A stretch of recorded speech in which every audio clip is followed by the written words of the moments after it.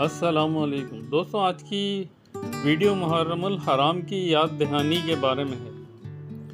کعبے کی حرمت اور مومن کی حرمت۔ حضرت عبداللہ بن عمر روایت کرتے ہیں کہ رسول اللہ صلی اللہ علیہ وسلم نے کعبے کا طواف کرتے ہوئے فرمایا: اے کعبہ، تو کتنا پاکیزہ اور کتنا عظیم ہے، تیری حرمت کتنی بلند ہے۔ لیکن اس ذات کی قسم جس کے ہاتھ میں محمد صلی اللہ علیہ وسلم کی جان ہے، اللہ تعالیٰ کے نزدیک ایک مومن کی حرمت تجھ سے بھی عظیم ہے، اس کے خون، مال اور عزت کی حرمت بھی، اور یہ کہ اس کے بارے میں اچھا گمان رکھا جائے۔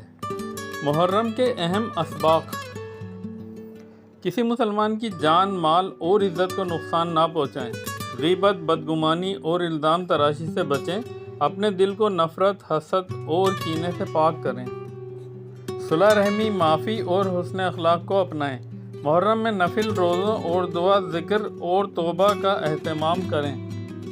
محرم کے اہم اسباق: کسی مسلمان کی جان، مال اور عزت کو نقصان نہ پہنچائیں، غیبت، بدگمانی اور الزام تراشی سے بچیں، اپنے دل کو نفرت، حسد اور کینے سے پاک کریں، صلح رحمی، معافی اور حسن اخلاق کو اپنائیں، محرم میں نفل روزوں، دعا، ذکر اور توبہ کا اہتمام کریں۔